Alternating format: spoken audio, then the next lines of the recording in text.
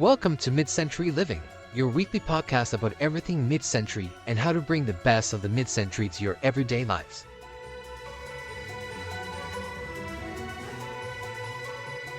Welcome to Mid-Century Living, the show where we talk all about the mid-20th century, then and now. We're your hosts, Gonzalo and Jackie. Thank you for joining us today. Before we get to today's topic, if you're enjoying learning about the mid-century, please subscribe, drop us a like, and leave us a review on whichever platform you're listening to us on. It really helps us get on the listener lists. So, Gonzalo, did anything interesting happen to you this week? So I don't know if this is interesting to most, but I know I texted you about it in the morning when it happened. But somehow, and I don't know how this happened, but I got Kidnapped the Santa Claus from Nightmare Before Christmas stuck in my head. So I woke up one morning and I'm singing it along, and I'm like, why? But I, didn't question it because it's a good song. And I drove to work, and I was like, oh, here's what I gotta do. I'm gonna listen to it on the way to work, because when you listen to the songs, they leave your head, and then you're good. But that's not what happened. So I spent the rest of the school day singing Kidnapped Mr. Santa Claus in my head.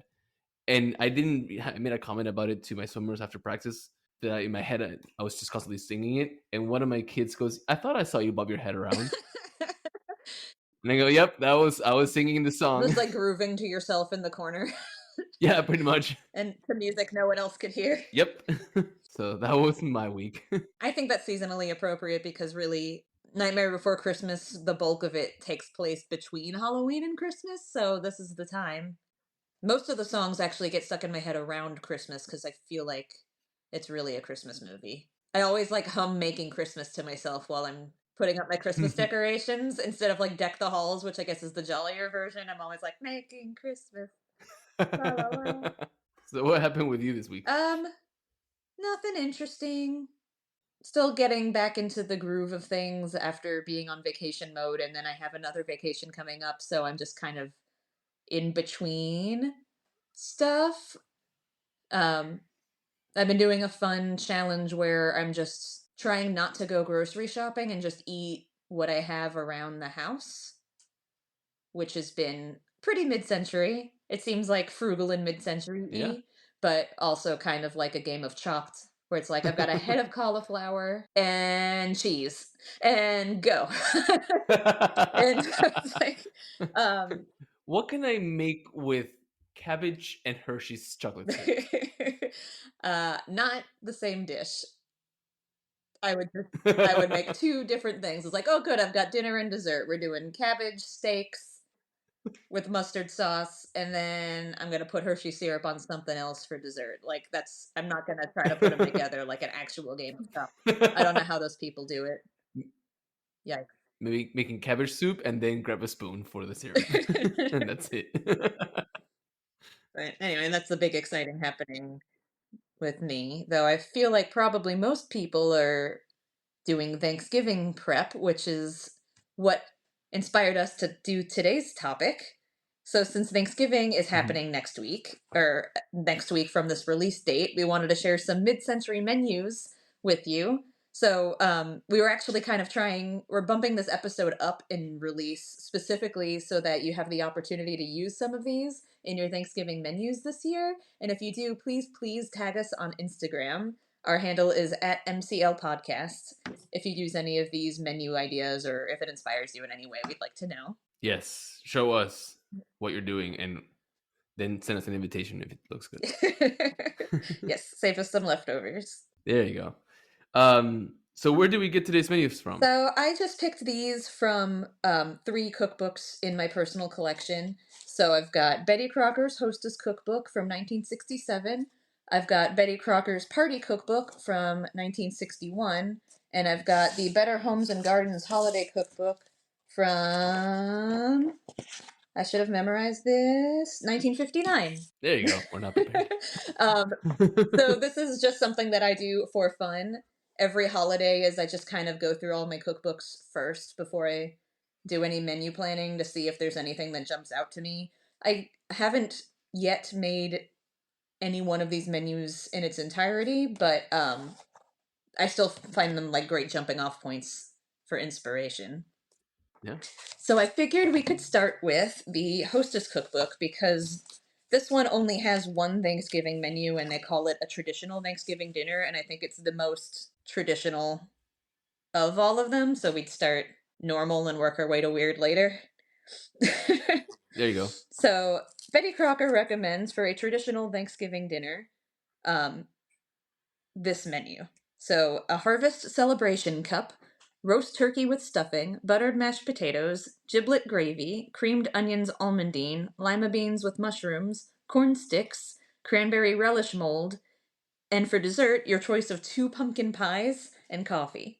I said two Mm. pumpkin pies like this because that is my favorite. This is my favorite of all the menus because I love pumpkin.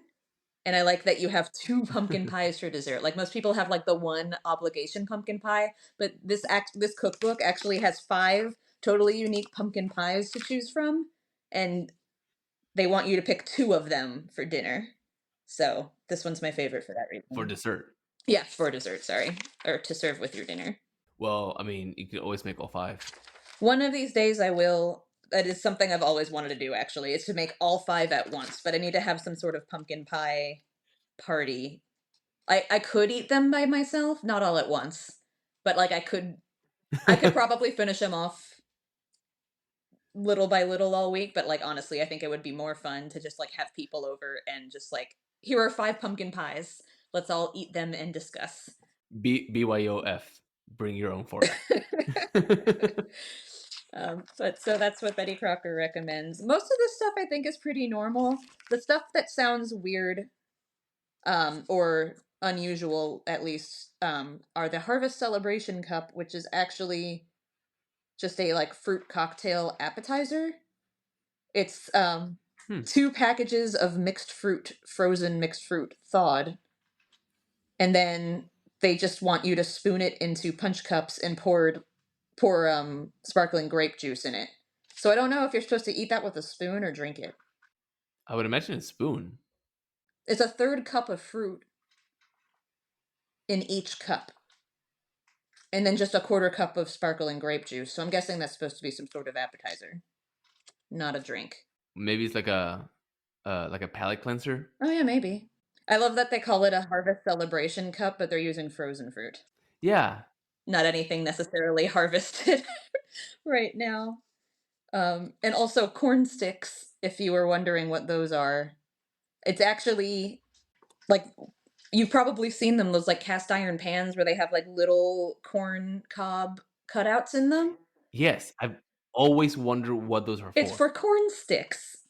You basically like make cornbread and you cook it in those corn stick pans, is what they're called. So that's what those are for. Yeah, but it's just such a specific shape. Hmm. And that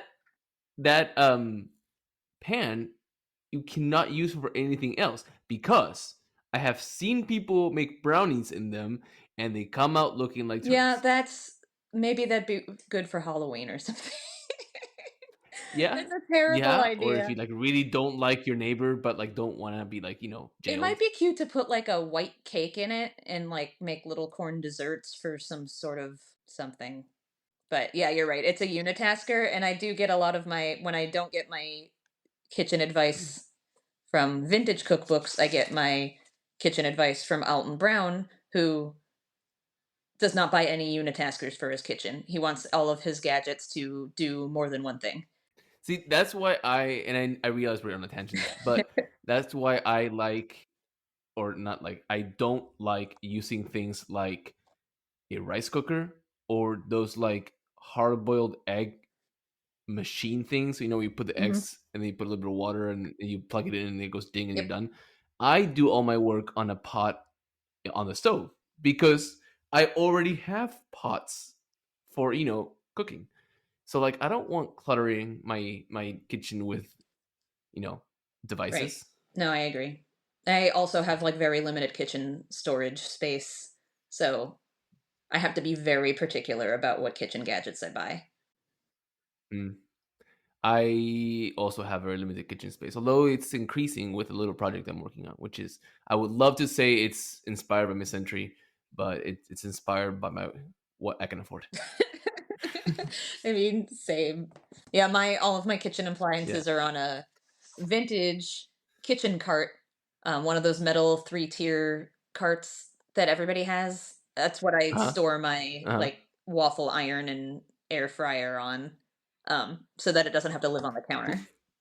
All of this. Please tell me that then you just walk around the car to the house like No, do-do-do-do. it just lives.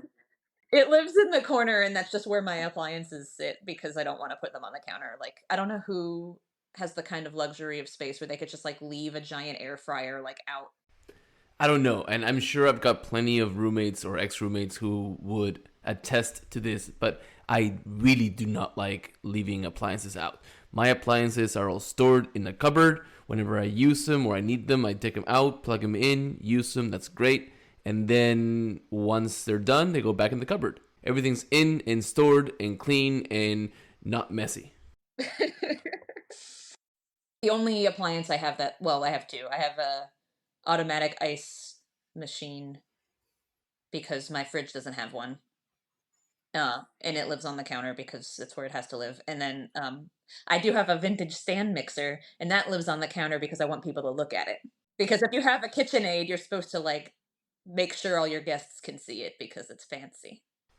Oh no, my KitchenAid mixer is stored in the cupboard and that's it. Really? You don't want people to like know that you're fancy and be like, "Look, this is where I make my baked goods." I don't know. I just like it was such a piece that I'm like, "Oh, one day when I'm a real adult, I'll have one of those." And now I do, so I want everyone to know. Nah, I'm gonna stick with my rule for putting the appliances away when you're done with them.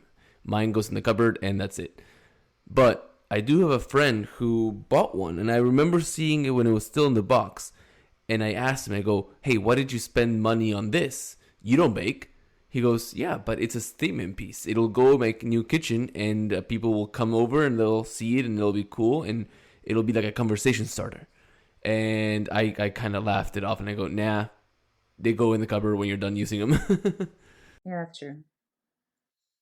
Well, anyway. So now we can either move on to Betty Crocker's Party Book or Better Homes and Gardens Holiday Cookbook. You pick. Let's hear about the party book because, I always like a good party. Because you gotta. Okay, um so the Betty Crocker Party Book actually has two Thanksgiving menus. It's got a crowd, like a Thanksgiving dinner for a crowd, and then it's got a Thanksgiving dinner for two, if it's just a husband and wife eating Thanksgiving by themselves, which is actually pretty useful. If you don't live where your family is and you're not traveling for any reason. But so the Thanksgiving dinner for a crowd is tomato bouillon, vegetable sticks with cheese dip, roast turkey with stuffing of the region, chive mashed potatoes, gravy, jellied cranberry sauce, lima beans with mushrooms, creamed onions, harvest gold salad, hot yeast rolls, corn sticks, Jack Horner cake, and frozen pumpkin pie. Jack what a cake? Horner, which I believe is a nursery rhyme. Oh, I didn't. I feel like Hermione and Harry. I didn't grow up here. I don't know these rhymes. I will have to effort that. I think he sat in a corner, but maybe I'm mixing it up with a different nursery rhyme. Yeah, he sat in a corner eating his Christmas pie. He put in his thumb and pulled out a plum and said, "What a good boy am I." Is the you never okay. Well, anyway, so this cake is named in his honor for some reason, Okay, but not because there are plums in it. Well, there are what were plums. So it's a cup of prunes, flour, sugar, soda, cinnamon, nutmeg, and cloves, salad oil, eggs, chopped nuts, and orange zest. That actually sounds really good. interesting. That actually does sound really good. I happen to like fruitcake, and I saw, and I know, well, no one else does, but we have in our shared Instagram folder. There is a recipe for a nut cake, which is like all the nuts, and it sounds really good, and I want to make it That this sounds year. awesome. Yeah, I've never had fruitcake, um, but I want to try it because I honestly cannot figure out why a cake made out of dried fruits that have been soaking in booze for a week could be bad. I don't know how the U.S. one is, but in Argentina we have a fruitcake, and I like it. And then you have the panettone, which I think is Italian, which is delicious. So I don't know about this American fruitcake and why it's so bad. Like, it's like renowned for being the most disgusting cake in that people get it as gifts and then they hate the person who gave it to them and they re-gift it the next year and no one ever opens it. I'm just like, why? I like all of the things that are in this cake, but I've never been in a situation where someone has gifted me a cake. I guess I could go out and buy one. I guess I'm just kind of hoping that one day, like, my time will come and someone will give me a fruitcake and I'll eat it. But maybe I should just make it. Yeah, actually, you know what? I think we need to call into our listeners and have someone send us. So, listeners, send Jackie a fruitcake so that she can try it. Can you send me? Yeah, somebody send me a fruitcake so that I can eat one. I can make one, but I also hate making things knowing that no one's going to eat them, which is actually a lot of my barrier to entry for trying out some of these like really wacky vintage recipes, is because I'm still sort of learning how to cook, and it takes a lot of effort for me to do it, and I don't want to do it knowing that it's going in the trash when I'm done. Like, if I make something, I want it to taste good. All right, so should we move on to Good Housekeeping, or is it Better Homes and Gardens? Yes, so it's Better Homes and Gardens, actually. And the holiday cookbook is a treasure for anyone who loves old food photography. These are not delightful illustrations like they are in the Betty Crocker books, which are delightful and adorable and totally different. But this is instead like a lot of really wild food styling. I just love old cookbooks. Like the like I'm trying to figure out how to decorate all of my tables like this because it's just not what people do anymore. But anyway, so these are actual color photos of all of the recipes. So they have 3 Thanksgiving dinner options. Again, this is 1959. So the traditional Thanksgiving turkey dinner is a hot tomato starter, roast turkey, herb stuffing, cranberry sauce, orange glazed sweet potatoes, buttered green beans, apple pineapple slaw, hot biscuits, butter, pumpkin pie, and coffee. Yum. Which sounds pretty good. I don't think anything in here is super weird. I don't know. I find it a little weird that they all seem to start with tomato juice or tomato something. Don't you think? Yes, I've been started rewatching Mad Men again, and Betty and Don go out to dinner in the city in episode 2, and she has tomato juice to start, and they just bring her a glass of tomato juice and a lemon wedge, just as a palate cleanser for starters. So maybe that was a common thing. I just wanted to double check that the apple pineapple slaw wasn't weird. That seems like if anything in this menu was going to be weird, it would be that. And it does have celery and marshmallows in it, so it is weird. Well, yeah, I guess there you go. There you have it. The weirdness is here. What else? They recommend starting with cups of hot oyster stew and then having roast chicken with giblet gravy, creamed onions, green peas, a cranberry ring, cornbread, and country kitchen mince pie and coffee. Interesting. I've never had mince pie. I don't even know if I know what it is. One of my internet friends actually was making a mincemeat last night, actually, and posted about it in one of my Facebook groups that he's going to make mincemeat pie this year. The third menu that Better Homes and Gardens offers is another feast for Thanksgiving that's turkeyless. So they start with a harvest fruit cup, and then they have roast Cornish game hens, mushroom wild rice, asparagus spears with lemon wedges, baked butternut squash, Waldorf salad, pumpkin chiffon tarts, and hot coffee. Ooh, I love Waldorf salad. I love mushroom wild rice and asparagus spears and butternut squash. This menu sounds awesome. I might make this one. So their harvest fruit cup is different than Betty Crocker's. So theirs starts with chilled canned fruit cocktail, and then they want you to add apple wedges and orange sections and avocado balls and serve it with cheese crackers. So I guess it is an appetizer. Yes, I guess with cheese crackers, that's not a drink. It's an appetizer. You're right. The Cornish game hens reminds me that I skipped a menu in the party book. Okay, so Betty Crocker, back to 1960. The Thanksgiving dinner for 2. Shrimp-centered grapefruit halves, Cornish hens with wild rice, cranberry sauce, sweet potatoes, broccoli almondine, tossed green salad, dinner rolls, and marblehead cream pie. So I keep threatening to make this entire menu, but the real reason I haven't yet, though I suppose we could just serve it on the side, is that the Cornish hens with wild rice actually come with an orange raisin sauce, which I would like, but boyfriend would not. But I guess I could just make gravy too, and then just have two gravy boats, like dueling gravy boats. So those are all of those menus, and they all sound pretty good. Yeah, they all sound Um, really good. Are you going to be making any of them for this Thanksgiving next week? I keep thinking that I'm going to, but I don't think this year is going to be the year. Um, but I think I'm probably gonna grab. I'm thinking this year we're actually going out of town the week before Thanksgiving, so I'm still on the fence about how much I want to do on actual Thanksgiving. I actually have to do my grocery shopping now if I'm gonna.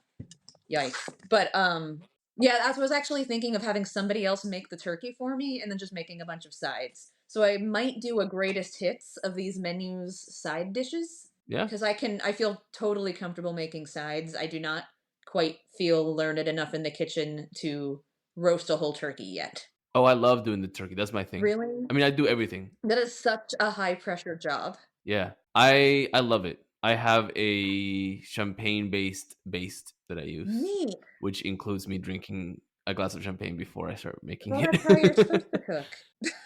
Yeah. What do you? How do you usually celebrate Thanksgiving? Um, Either I go home to visit my family and they cook and I just make the green bean casserole, which is my job. Or usually if it's just the two of us up here doing Thanksgiving together, I'll just make a turkey breast in the crock pot, which is very hard to mess up. And then I Okay, just make a bunch of sides in the oven or whatever.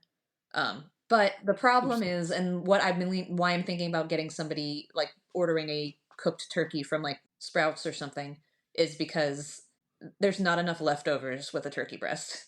And part of the appeal Yeah. of Thanksgiving is eating turkey sandwiches for a week afterwards. And I'm so bummed when there's not just like way too much leftover turkey afterwards. So I was thinking like a small turkey would actually be better because then I can just eat turkey for a week. Yeah. And that's what I want to do. Have you ever made the Friends sandwich? No, but I have found the recipe, the moist maker. Yeah, the with the moist maker. Yeah, I've made that sandwich and it's really good. It's definitely worth making. If you got Thanksgiving turkey left over, make yourself Monica's Thanksgiving sandwich with the moist maker in the middle. Man, yeah, it does sound good. I don't know, I just like cranberry sauce and turkey on sandwiches forever. But yeah, I could get a little bit fancier if I have a ton of leftovers. Yeah.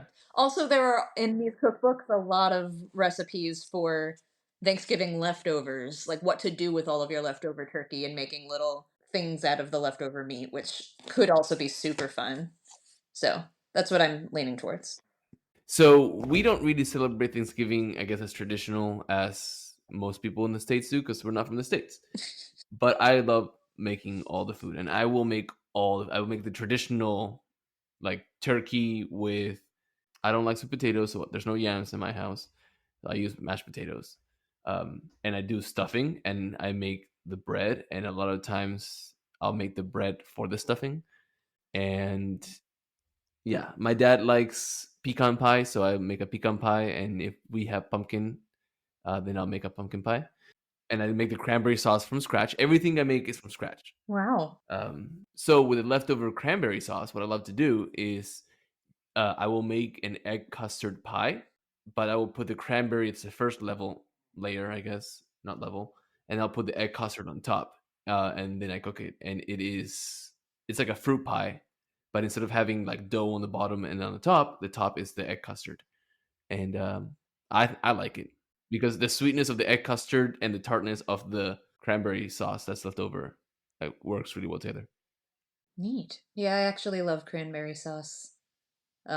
It with the family Thanksgivings, they're very big on tradition and won't stray from the canned stuff, which I love too for nostalgic reasons. But when I cook Thanksgiving up here, I always make my cranberry sauce fresh, and I make like a low sugar version that's not as bad for you, and then I eat the leftovers in like yogurt parfaits for breakfast.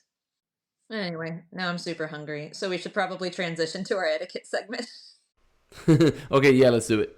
So this week, since we're talking about dinner, we thought it would be a good idea to talk about some dinner etiquette so that you guys can show this off to your family next Thursday. Take it away, Gonzalo. Cool. So today's tips come mostly from the Emily Post Institute, though some come from Good Housekeeping magazine. The Emily Post tips are shared from a 1947 short film by the Post Institute titled Table Manners. And we'll link it in our show notes and description because it is 100% worth a watch. So, setting up the tables comes first, right? Putting the plates and the cutlery down. Always set the silverware according to your courses. There should never be more silver than there are courses in the menu. And for each course, you take the implement further away from your plate. So like Molly Brown said in Titanic when she is teaching Jack how to eat at the first class dinner, right? Start from the outside and work your way in. I think about her. Her voice is in my head all the time at formal dinners. Well, it's totally acceptable to do as she advised. And also, if you are setting the table and you are putting salads on the table before your guests sit down, the salads go on your left. On the left also goes the bread and the drinks on your right. That's interesting. I figured the salad would, if it was pre-set, it would go in the middle of the plate, but I guess that's where your napkin is. So that's why the salad isn't there. Yeah, well, I mean, there was nothing in the video about napkin placement, but you're right. That was usually where the napkin goes. So if the first course is soup, you will be provided with a large spoon. And since it is proper to use your right hand for this, spoon will be the furthest from you on the right. Also, with soup, the spoon moves away from you. So you can lift the bowl a little bit away from you if you'd like to take the last spoonful, although you don't have to. If it is served in a cup instead of a bowl, it is acceptable to lift the cup with both hands and sip. But do not make your pinkies conspicuous, meaning let them relax, don't point them out. I love that phrase. Well, I always thought that the pinkies pointing was manners, but I guess I was wrong.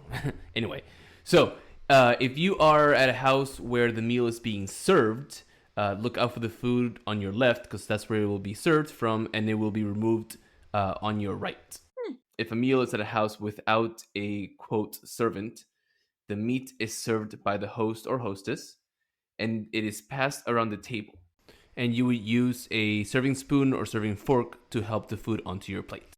When you're done, place both spoon and fork together on the edge of the dish before you pass it on to the next person. It's also acceptable to eat bread while you're waiting for the course to begin. So break the bread, place it along the rim of your plate to butter it. So don't butter it in the air. Eating, make sure you cut it into small pieces. Try not to talk or take a drink of anything while there's food in your mouth, which you think is common sense. It is proper to push fork against a small piece of bread in picking up the last small pieces of food. And it is also proper to use the bread to pick up any remaining gravy. So if you're at Thanksgiving dinner and Aunt Joan goes, you can't do that, you can. Tell her Emily Post said it's okay. Yep. Small bones, turkey or chicken skin, small morsels of food that are no longer wanted may be removed from your mouth using your fingers. Which sounds weird because I always thought that you use the reverse side of the fork. I thought that you had to spit them into your napkin while no one was looking and then hide them under your plate. And then you just have them now. You were just cursed with this burden for the rest of the dinner. Okay, and the last thing concerns after dinner cigarettes, which is very mid-century. It is bad manners to light your own cigarette. And it is inexcusable to blow smoke onto your neighbor's face. That's tacky. Yeah. And it is never okay to put out your cigarette on a plate. Also, mid-century ashtrays were really, really cool. So to put it out on the china when you have this like very cool ashtray nearby would be wasteful and lazy. So Jackie, what is your take on all these table manners? I love all of these tips, though to be honest, I don't go to a lot of formal dinners. I always want to be the kind of person who could fit in at one if need be. I've always had a problem remembering to put my spoon the wrong way, what feels like the wrong way when eating soup. That feels unnatural of me, but maybe I need to practice that more. But other than that, I love all of these tips, and I think that we should continue doing them and pass them on to generations to come. So I give this and the concept of fancy dinners the mid-century living stamp of approval. Awesome. Well, it looks like we've landed the plane. Thank you guys for listening today. If you want to get in touch, send us an email at info.mcliving@gmail.com. You can send us comments, edits, and even future show ideas. Also, make sure you write a review for our podcast. It lets us know how we're doing. See you guys next week. Thank you for listening to Mid-Century Living. Please subscribe, tell your friends, and leave a review. We are available on Apple Podcasts, Spotify, or wherever you listen to podcasts. You can also follow us on Instagram at MCL Podcast. See you next Friday.